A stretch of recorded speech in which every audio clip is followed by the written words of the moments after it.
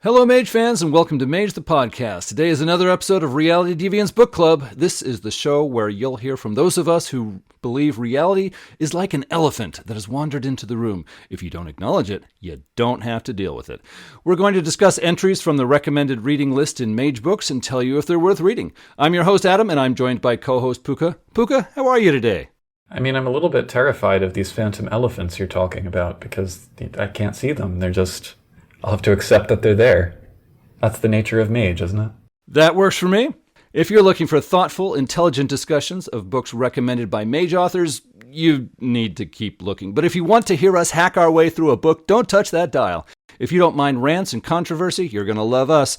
I checked on listener feedback for this show. I was told the legal team has several emails and will contact me after proper deliberation. Well, that sounds good. Speaking of the legal team, they stated, opinions expressed on Reality Deviants Book Club really do not express the views of Mage the Podcast. In fact, you probably shouldn't listen to these guys at all. You know, the host of the last dinner party I attended said something very similar about me. In an online poll, listeners chose the book we're discussing today. The King in Yellow first appeared in 1895. It was a collection of short stories by Robert W. Chambers. It contained the 4 stories that make up the King in Yellow mythos, which is what Chambers is best remembered for today. The HBO series True Detective mentioned the Yellow King repeatedly in the first season. Many RPGs and works of fiction mention the Yellow King. I know what many listeners are thinking. Adam, why are you discussing a book that features insanity and is inspiration for marauders? Isn't that a bit too on the nose? To which I reply, I have no idea what you're talking about. The King in Yellow is mentioned 3 times in Mage books. Infernalism, The Path of Screams for Sorcerer's Crusade says, quote, an eerie and disturbing collection of stories bound by an enigmatic and terrifying grimoire that brings madness to its readers. Darkening Sky is a collection of stories you can run for Dark Ages games. The Dark Ages Mage adventure describes a book that players can find called The Enthronement of the Yellow Emperor, which enables them to cast a spell as if they had a rating of 6 in a Pillar of Magic, but then get a permanent derangement. It states this book may one day be known as The King in Yellow. The Red Sign was a crossover book for Vampire the Masquerade and Mage Revised Edition. It offers story ideas surrounding a magical tome called The Ritual of the Red Sign, which is a homage to the yellow sign that was featured in the King in Yellow mythos. To make the point even stronger, the authors made the King in Yellow a real book in the world of darkness.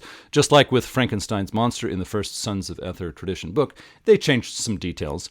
A tome called The Yellow Sign imparts magical knowledge to mages by describing a complex ritual. The ritual is similar to a play and was mistaken for one, thus leading to rumors of a forbidden play.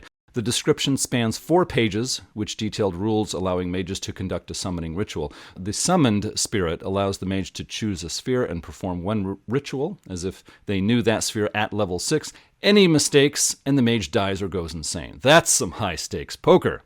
The King in Yellow mythos resides in a subgenre of fiction called weird fiction. There's a lot of good weird fiction, and there are many authors recommended by Mage authors. Other hosts of Mage the Podcast recommended I research weird fiction for this episode, but that sounded like work, so forget that. I'll just mention a few things off the top of my head. Weird fiction is a subgenre that got its name years after its time was over. It started at the end of the 1800s, and most people agree it ended somewhere in the 1940s. Later, authors were inspired by weird fiction to write similar tales, but they are considered to be inspired by it rather than contributing to it. Weird fiction is not the same thing as pulp fiction, but they had a lot of overlap. A number of weird fiction tales were published in pulp magazines, so a story can be both pulp and weird fiction at the same time. Weird fiction got its name from Weird Tales magazine, which brought attention to these stories by reprinting older ones and publishing new ones by H.P. Lovecraft, Clark Ashton Smith, and others. Weird fiction grew out of Gothic fiction, but was influenced by the Decadent movement of Western Europe in the 1890s. If you want more on that, I put a link in the show notes to an article. Gothic fiction was one of the first genres of fiction whose authors took elements of legends and folktales to write new stories. Gothic fiction inspired the horror genre of today. It featured ghosts, vampires, ruined castles and haunted mansions, secret passageways, and young women in peril. The horror involved not just death, but threats to one's eternal soul based on interactions with supernatural evil. Fans debate the proper definition of weird fiction. I'm not the right person to settle the debates, but most would agree weird fiction extended Gothic fiction by wandering farther from traditional stories. Aliens, alternate dimensions, supernatural beings that had no link to traditional gods or monsters, and cosmic horror. Cosmic horror is the idea there are things worse than death that don't involve traditional notions of the afterlife. Hell and threats to a person's immortal soul were cast aside in favor of three things. 1, the realization that human life and society are insignificant. 2, chaos, not order, is dominant in the universe. 3, a materialistic, not spiritual source of fear. A character can go insane or suffer in an alternate dimension rather than wind up in hell.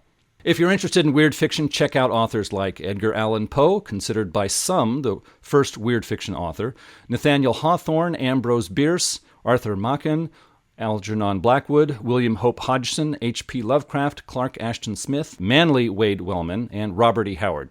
Yes, you heard that right. Howard is known for his Conan adventure stories, but check out Pigeons from Hell and Worms of the Earth. Someone who knows what they're talking about can give you a better list, but that will get you started. Sorry for the lecture. I get off on the worst tangents.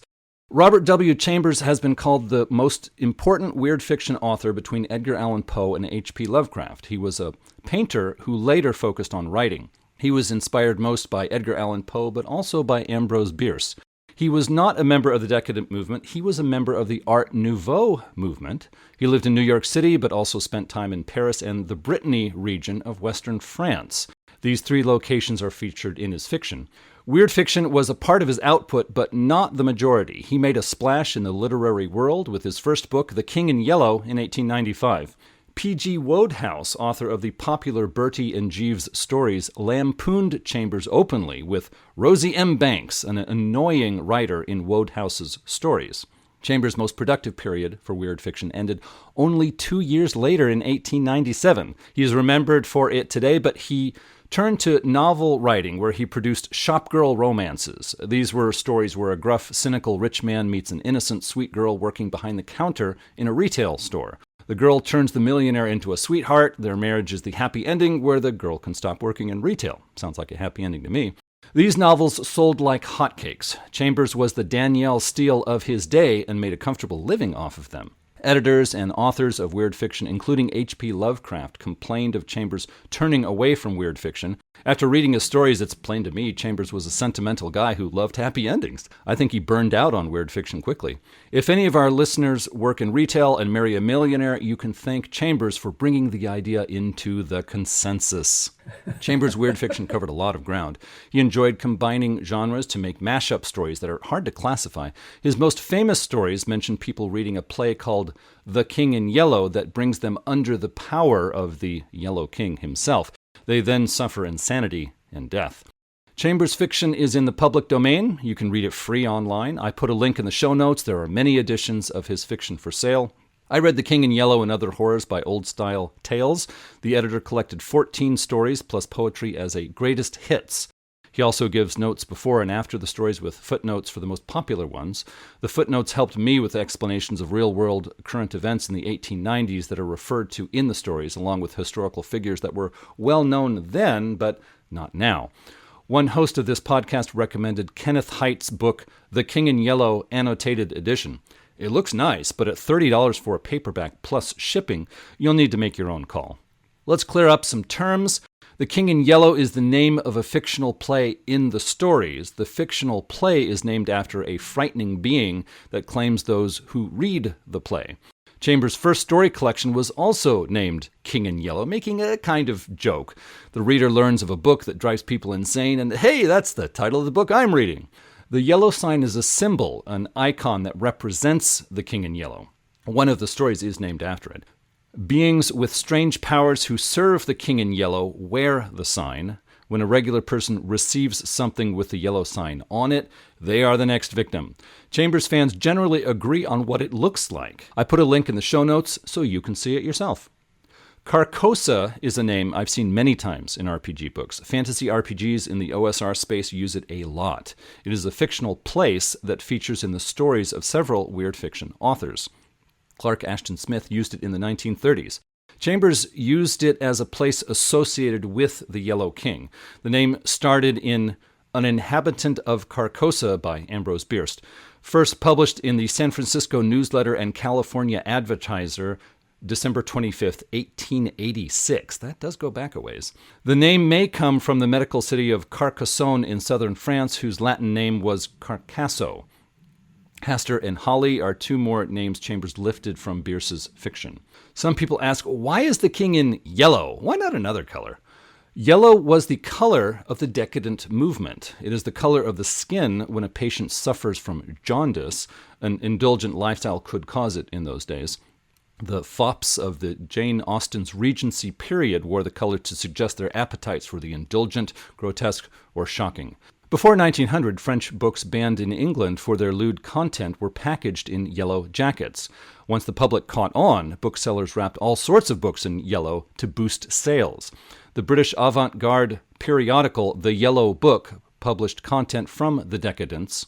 There are reports Oscar Wilde was carrying an issue when he was arrested for his famous trial. This is a good place to mention The King in Yellow was probably inspired by Oscar Wilde's French-published play Salome, which was banned in Britain. The play became forbidden when it was preached against from pulpits and the press. This is reinforced by noticing the characters read The King in Yellow rather than seeing it performed. Several editors and bloggers noted Chambers' interest in the Decadent movement. He appreciated their works, fiction, art, plays, and poetry that showed creativity and talent. However, almost all of the people in the movement burned out early because they pursued hedonism with gusto. That was a part of the Decadent's message, so it's no surprise. Several people stated The King in Yellow appears to represent the curious relationship artistic types have with inspiration. It both gives and takes life from them. Inspiration pushes them to create, but can become an obsession that consumes them. The Yellow King also owes his origin to The Mask of the Red Death by Edgar Allan Poe. Listeners may be wondering if Pooka and I will take a hint. Perhaps our indulgent lifestyles will be the end of us. We appreciate your concern, but moral lessons are for regular folks. Reality deviants are elevated above such things. At least that's what the voices in my head were telling me. Anyways, colors as symbols were key to works by the Decadents. Purple represented arrogance and royalty in Chambers' story The Purple Emperor. It represents the same things in Mage. Yellow and purple are Mage's colors. Chambers used them in his fiction 96 years before Mage was published, and that can't be a coincidence. Don't tell me the time sphere doesn't exist. Before we get into our discussion, Pooka, do you have any thoughts to add on Chambers' fiction? I mean, your mention of the shopgirl romances makes me think that there's an untapped market for combining that with the cosmic horror, and it's like sweet shopgirl turns into a tentacled, multidimensional monstrosity and marries her sweetheart. But that's a project for another day. That's good. I'm going to write that down. Make bank. So I can certainly see why people point to him as an inspiration for Lovecraft, although, frankly, I've hardly read any Lovecraft, and I had read no Chambers before this book. My initial impression is that he's a little bit, well, let's say his head seems less up one of his own orifices than Lovecraft's, and I say that without knowing much about his life or the rest of his work, so maybe he was just as, complicated as old HP. But in terms of the tone and writing style, it does come across as the missing link between Poe and Lovecraft. Reading up on the background a little bit, I didn't have the annotated edition, so I had to have Wikipedia open on the side for some of the references. But learning that Ambrose Bierce was an inspiration definitely shed some light on things, as did learning about Chambers' own life. As an art student in Paris / well-to-do young New Yorker, those elements find their way into nearly all of the stories that are in this collection, sometimes with more effect than others. And the language and themes certainly feel of their time. It's always, I find it very quaint to see mild swears blotted out with dashes in this day and age. And the casual racism or prejudice which sometimes finds its way in is, shall we say, not atypical for the time.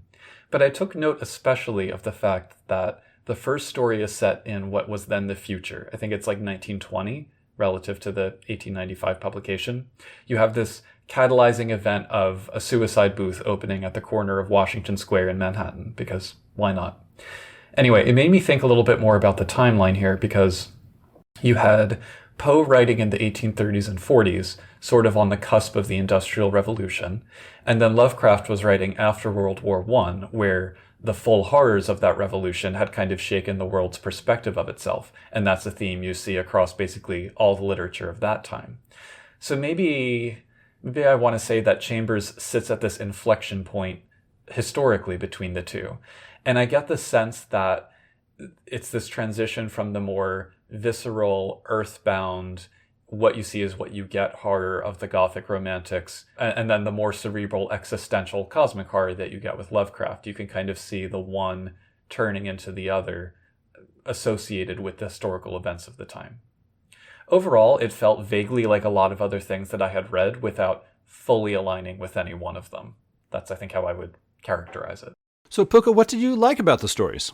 Well, there's a certain kind of image that I have of the protagonist in each of them. So, educated, moneyed, not too moneyed, but somewhat moneyed, worldly, slightly libertine, but not really. And these are all qualities that I imagine Chambers himself embodied. Having lived in both Paris and New York, I appreciated some of the little references and the feel of the two cities as he describes them historically. And it's curious how some things have changed completely and other things not at all. So like when he was describing Washington Square in that first story, I was kind of walking around the area in my head like, oh, okay, yeah.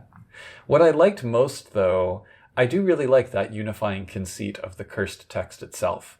Because you start getting into these stories thinking, how is this at all connected to the others? And sometimes it's not until that book appears and wreaks havoc on somebody's life.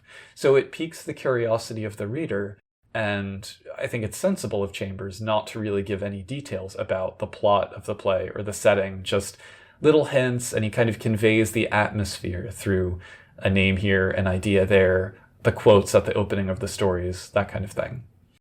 The introduction to the edition that I read points out that Lovecraft's Necronomicon owes something to this thread, and I guess there might be other horror fiction with such a text as well. I feel like Stephen King at some point must have done something similar. Other things I liked, they're genre bending in a way that I find pleasing. Also, maybe this is a left-handed compliment, but I always say that Chambers certainly doesn't let the conventions of short story writing get in the way of creating a mood. The one, I think it was the third story about the organist in the church, kind of halfway through it takes on this dreamlike feel and becomes more and more stream of consciousness. And then, slight spoiler, but I'm going to slightly spoil it anyway, it turns out to have kind of taken place in his mind, a la Ambrose Bierce and the occurrence at Owl Creek Bridge. It's this kind of psychomachia, internal struggle moment that manifests in the real world with this figure that's like the sinister figure. And I rolled with it because the rhythm and the flow of the language felt more important than stopping and saying, wait, I don't understand how this turn of events is actually unfolding. So I would say he seemed more invested in creating that atmosphere and the linking device of the play rather than any other aspect of kind of traditional short stories. Well, Chambers' fiction is easy to like. I quite enjoyed the stories. He mixes genre in a way you're not quite sure how the story will end or what you'll find on the way. I understand why the 4 King in Yellow stories are his most famous. His snatches of poetry and drama scenes are his richest work. He took names from Ambrose Bierce and created evocative, innovative passages. The King in Yellow appears to express an awful, undeniable understanding of the universe which humanity cannot handle. This aligns well with early notions of Marauders, where it was hinted some phenomenon or being was breaking the minds of mages and bringing them under its influence. There were no details, just hints, and that faded out of later editions. It's nice to see an example of how to play with that idea. The King in Yellow stories give us details and scenes we can try in our own games. Also, this is a good spot to mention the story The Harbor Master inspired The Shadow over Innsmouth by Lovecraft, and the movie The Creature from the Black Lagoon from 1954, which had 2 sequels. Maker of Moons also had a big influence on Lovecraft. So, Pooka, where did the stories fall short for you? I would say the most interesting thing about the stories is the piece that intentionally isn't described, which is the play, The King in Yellow, and the effects it has on the world and the people in it. By comparison, a lot of the world building seems kind of less than novel. Like, you have the unreliable narrator, you have the sudden turns toward madness, you have the frailty of human life. All of that is done in stories by Poe, usually more coherently and with more of a point.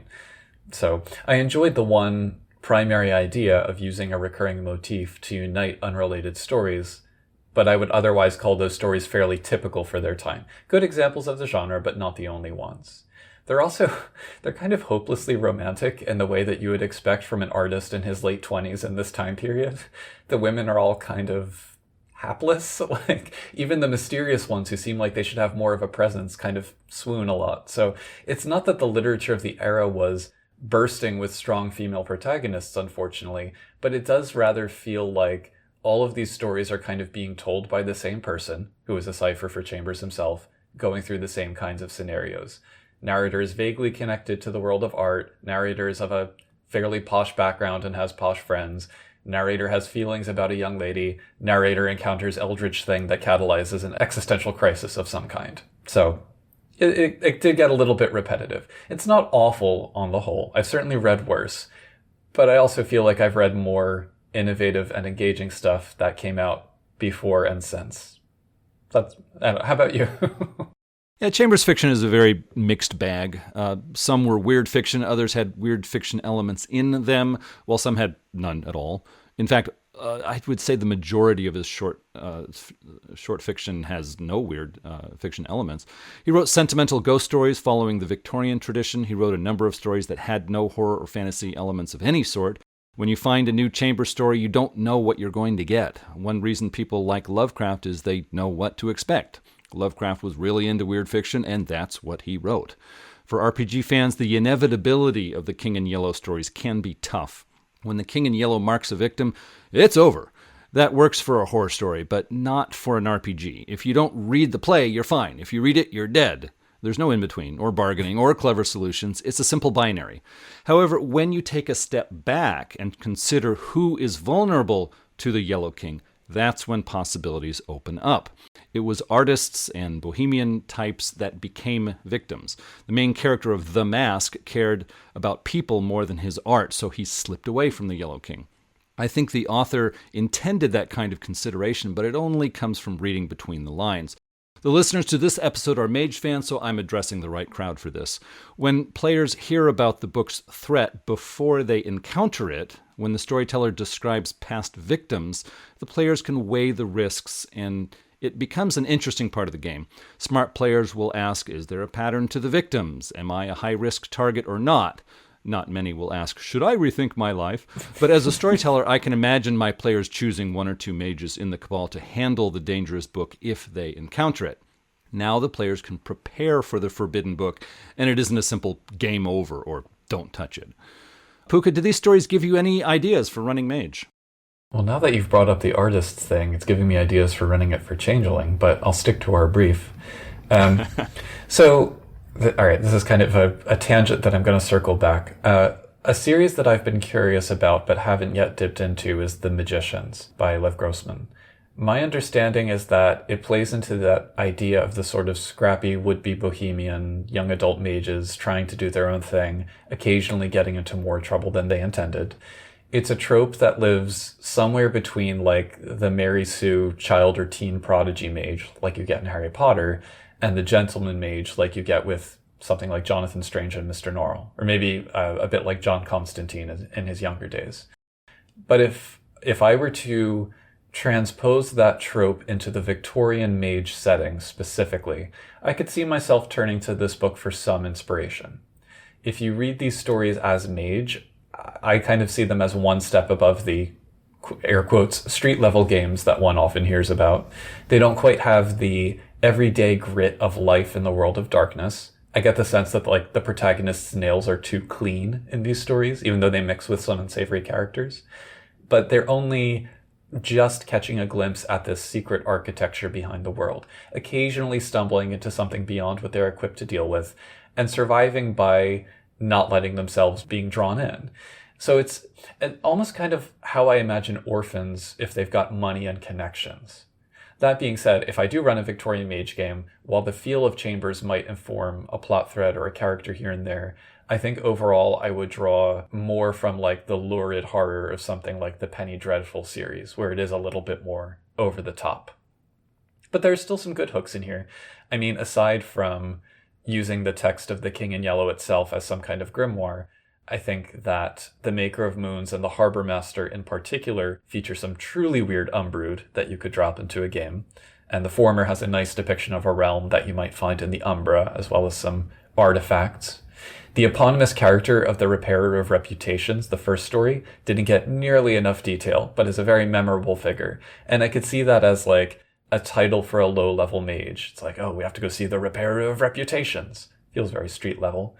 And this is a character who busies himself and makes a profit by using his abilities to help others, sleepers perhaps, get even with their rivals or whatever. And then the mask features a really cool alchemical concoction that has all kinds of potential. I suspect that mage players, like you said, they would pursue a lot of these threads much more thoroughly than Chambers' characters do. So you would need to do more building out of the details and the logic behind them. But just in terms of creating that mood and setting the scene, I think a few of those elements could be very effective in a chronicle. What I noticed is Chambers used logical contradictions to symbolize the supernatural. Carcosa had black stars and a white sky, towers that reached above the stars. These impossibilities lifted the home of the King in Yellow into an alternate reality. When a marauder shows up, start giving contradictory or impossible descriptions to your players. The haggard mage is 100 feet away from you. He's standing right next to you. Wait, which is it? I told you where he is. But that doesn't make sense. No, it doesn't. But what do? You don't want to frustrate your players, yet an encounter with a marauder is nothing if not frustrating. Try a brief encounter like that with a marauder to make your players fear them and see how it goes. You don't have to be an expert at running marauder scenes right away. Build up to it. In The Court of the Dragon is a good example of a marauder encounter. The main character has a sudden change in location and thinks he woke up from a dream. Another sudden change and he doesn't know what to think. Marauders should not only make players fear paradox, they can make players doubt their senses or doubt their sanity. Another thing to mention here is the concept of tainted knowledge. Mages seek the fundamental secrets that will free them from paradox. However, those secrets may be what create marauders. The ignorance that makes mages subject to paradox may be what protects them, what makes them human. This is a common theme in weird fiction. A true understanding of a terrible universe makes a person wiser, but insane or miserable. However, in Mage, the secrets of paradox could be technical knowledge of how magic works rather than a realization that the universe is a terrible place. I'm just tossing out ideas here. Pooka, did you gain any insights into the world of Mage? Maybe the biggest one was, I guess, the reminder of how sleepers perceive the uncanny and bizarre differently from the awakened. So the characters in these stories, for the most part, are haunted and unsettled by their encounters with what we might describe as magical, rarely for the better. And if you look at them from the perspective of they're not mages and they can't comprehend these goings-on, the sort of scattershot way they proceed through the plots without ever really resolving their conflicts feels a little bit more understandable. I mean, it's not great from a narrative standpoint, but from a character building one, their reactions and their beliefs do kind of hang together and kind of fit how I'd see the incurious mortal behaving in a mage setting. We often ignore the ordinary humans who aren't custos or hedge wizards, or advanced hedge wizards at least, or whatever, and yet those are the vast majority of people in the world of darkness, so I think they should be accounted for. I think that the key word for me here is the uncanny. So when I was at university, I took this course on the literature of the uncanny, where we read the essay on it by Freud, where he talks about Hoffmann's The Sandman, and that story's focus on the dichotomy between home and the familiar versus the strange and external. So the uncanny as a genre kind of explodes the line between the two. It introduces the strange into what's supposed to be safe, and that creates tension, unease, even horror. It often does this slowly and from a hidden place that kind of reveals itself. Freud also gets really psychosexual about it and whatnot, but that's the core of the idea. So when I think about the uncanny and mage, I think about it from that sleeper perspective, but also how a mage's journey is ultimately rooted in that perspective. This is especially true for low-powered ones early in their careers, doubly so if they're not part of a highly organized group like the Hermetics. So, confronted by that which doesn't make sense and points to a world they can't comprehend, the mage has to either open their mind and advance, or lose their mind. So Call of Cthulhu gets its sanity points mechanic or whatever it is, Mage gets the threat of quiet. So that's a theme in the game which all uncanny literature or weird horror drives home. And the sort of incidental level in Chambers' stories is a nice contrast to you want to just throw Aetherites riding their flying plesiosaurs at the orbital progenitor lab or whatever. It's like a nice contrast.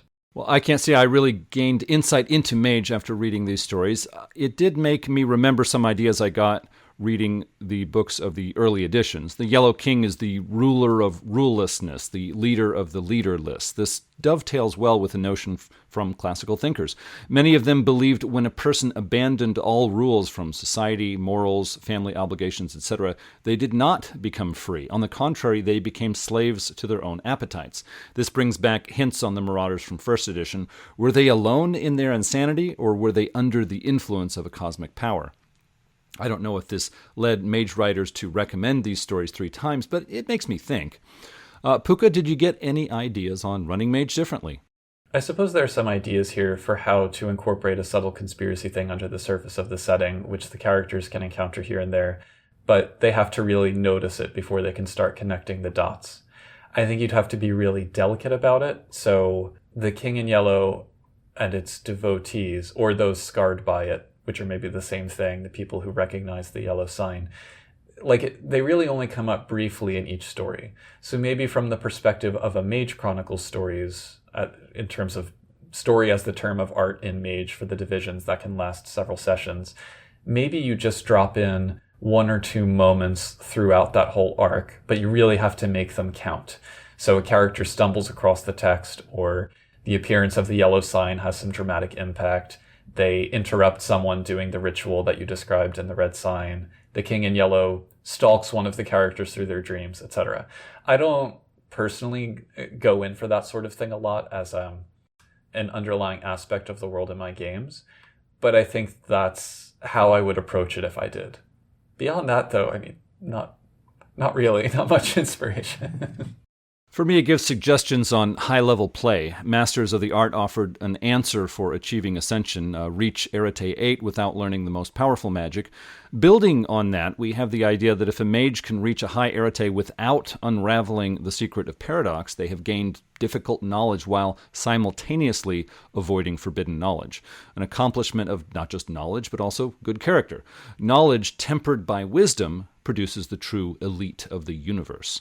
Put that together with my suggestion on using contradictions to make Marauder scenes interesting, and those are my ideas for running Mage differently. Finally, Pooka, do these stories belong on the recommended reading list, and for what editions? Honestly, I think there's better out there. I think that the short stories of German romantics like Hoffmann or von Eichendorff, or even more contemporaneously something like The Turn of the Screw by Henry James, which came out only a couple years later and is, for my money, still one of the best ghost stories ever written. If I had to point to an edition that I would associate with this, I might say revised if you want to keep it subtle and creepy, maybe 2nd edition if you want to have it as this other kind of grand conspiracy under the surface of the Ascension War. There's definitely vibes of Nephandic infiltration, I would say, because the King in Yellow is this immediately corruptive and corrosive text worming its way through society. I don't think you said, when you pointed out which books this was recommended in, I don't think you said the Book of Madness, but if it did appear as a recommended for one of those Books of Madness, whichever edition of that book it appeared in is what I would go with.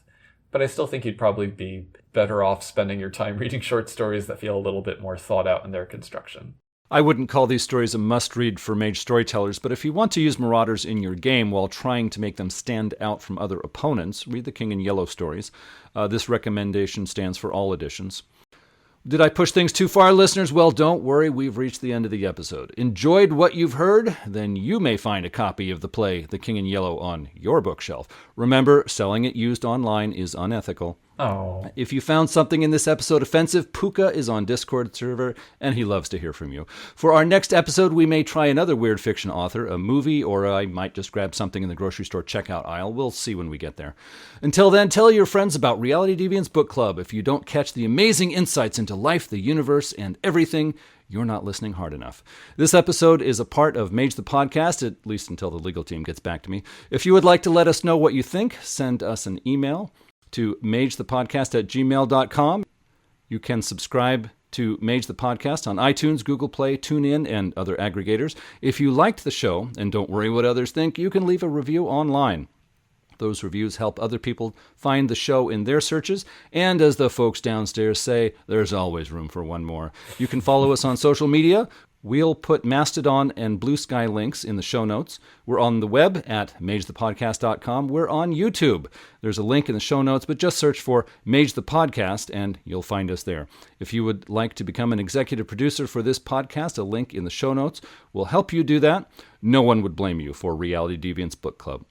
Thanks everyone for listening. Until next time, truth until paradox, baby. Bye.